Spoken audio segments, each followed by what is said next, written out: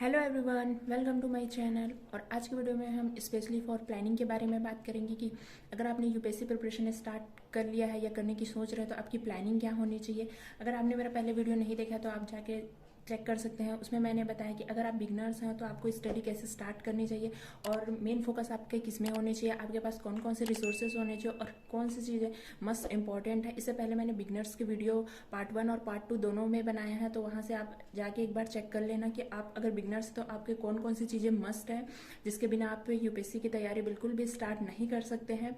तो आज हम उसी प्रोसेस को आगे बढ़ाते हुए प्लानिंग के बारे में बात करेंगे कि आगे अब हमें क्या करना है। अगर आप चैनल पे नए हैं तो चैनल को सब्सक्राइब जरूर कर लेना, क्योंकि मैं ऐसे वीडियो ले आती हूँ जिससे आपकी प्रिपरेशन में आपकी हेल्प हो सके। मैं एक बार आपको और रिमाइंड करा देती हूँ कि अगर आप यूपीएससी प्रिपरेशन स्टार्ट कर रहे हैं या करना चाहते हैं तो सबसे पहले आपके पास होना चाहिए प्रीवियस ईयर के क्वेश्चन पेपर, जो कि मस्ट है, वो आपके पास होनी चाहिए, क्योंकि इसे ही एनालाइज करके आप अपनी जर्नी आगे बढ़ा सकते हैं। सेकेंड है सिलेबस, क्योंकि यूपीएससी को अगर आप देखेंगे तो आप लोगों ने बहुत सारे लोगों से सुना होगा कि बहुत ज़्यादा वाइड है, इसका एरिया बहुत बड़ा है, इसमें सब कुछ पढ़ना पड़ता है। बट ऐसा नहीं है। यूपीएससी ने अपना एक प्रॉपर सिलेबस दिया हुआ है, तो उसमें क्या, उसमें चीज़ें पर्टिकुलर दी है कि ये चीज़ें आपको पढ़नी है, ये चीज़ें आप उस सब्जेक्ट की हैं, तो आप कैसे और कहाँ से पढ़ सकते हैं, तो वो अच्छे से मेंशन किया गया है। तो आपके पास सिलेबस मस्ट होनी चाहिए, जिससे आप अपनी प्रिपरेशन को एक सही डायरेक्शन दे सकते हैं कि आपको कौन सी चीज़ें पढ़नी है और कौन सी चीज़ें नहीं पढ़नी है।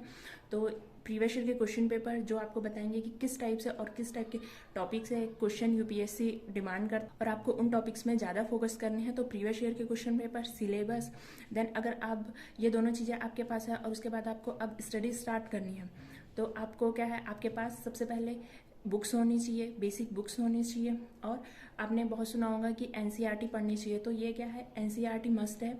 Then third NCERT basic strong करने के लिए होता है, तो एनसीईआरटी आपको एक बार रीड जरूर करनी चाहिए। मैं ये नहीं कहती कि आपको बार बार पढ़नी है, लेकिन आपको एक कॉन्सेप्ट बिल्ड करने के लिए आपको एनसीईआरटी जरूर पढ़नी चाहिए। उसके बाद आपको स्टैंडर्ड बुक्स में जाने चाहिए।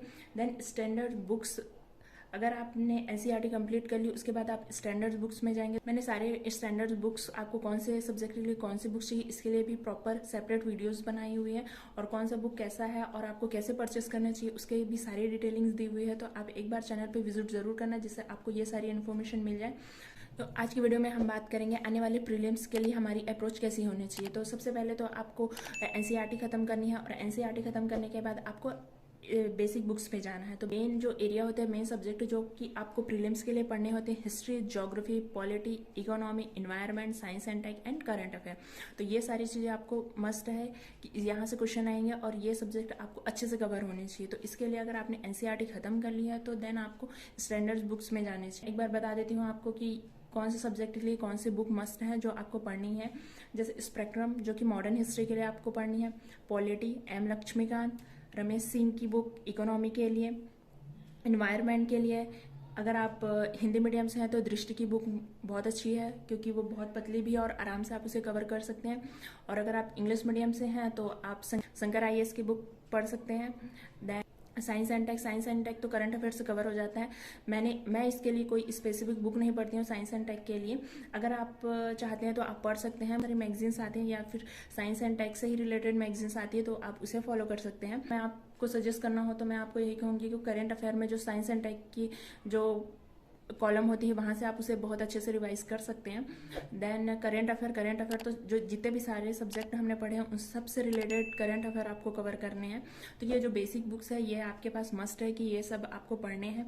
देन उसके बाद अगर आपको प्रीलिम्स देना है तो ये चीज़ों को आपको मल्टीपल टाइम रिवाइज करने होंगे। और जो एक बुक जैसे आपने पढ़ा हुआ है, मॉडर्न हिस्ट्री के लिए स्पेक्ट्रम पढ़ा, तो आपको उसे मल्टीपल टाइम रिवाइज करने हैं। ऐसा नहीं कि आपने एक बार पढ़ लिया और आपकी बुक खत्म हो गई, नहीं, आपको मल्टीपल टाइम उसे रिवाइज करना है। तो अब से हमारा फोकस प्रीलिम्स पे होने चाहिए। तो प्रीलिम्स के लिए हमको कैसे अप्रोच लेने हैं, कैसे चीज़ें पढ़नी है, तो आपके पास सबसे पहले ये बेसिक बुक्स होनी चाहिए। आप इसे मल्टीपल टाइम रिवाइज कीजिए, पढ़िए। और इस बुक्स को अगर कैसे पढ़ना है, अगर आपको इसमें भी अगर कोई डाउट हो तो आप मुझे कमेंट करके जरूर बताना, मैं बुक को कैसे पढ़ना है, आपको कैसे स्टार्ट करना है। अगर आप बिगनर्स हैं तो आपको प्रॉब्लम्स आ सकती है, क्योंकि बुक बहुत ज़्यादा लेंथी है, कुछ बुक बहुत मोटे हैं।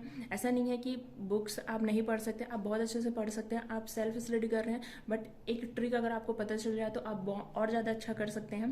तो अगर आपको बुक्स को कैसे पढ़ना है या कैसे स्टार्ट करना है, अगर आप जानना चाहते हो तो मुझे कमेंट जरूर करना, जिससे मैं नेक्स्ट वीडियोस में आपको पर्टिकुलर बुक्स, अगर आपको कैसे पढ़ना है वो समझ नहीं आ रहा है, तो मैं उस बुक आपको कैसे पढ़ना है वो ट्रिक्स बता दूंगी, जिससे आपको और ज़्यादा आसानी होगी बुक्स को ख़त्म करने में। क्योंकि अब नेक्स्ट 6 मंथ में हमें जल्दी से जल्दी कवर करना है, तो उसके लिए क्या है, एक अप्रोच लेके चलेंगे हम तो बहुत ज़्यादा अच्छा होगा, जिससे आपकी पढ़ाई बहुत ज़्यादा अच्छी हो जाएंगी। और आपको अभी बुक्स ख़त्म करने, उसके बाद उसे मल्टीपल रिवाइज करना है। आज की वीडियो में बस इतना ही। आई होप आपको वीडियो अच्छी लगी। वीडियो अच्छी लगी तो वीडियो को लाइक करना, शेयर करना और चैनल को सब्सक्राइब जरूर कर लेना। मिलते हैं नेक्स्ट वीडियो में। Thanks for watching.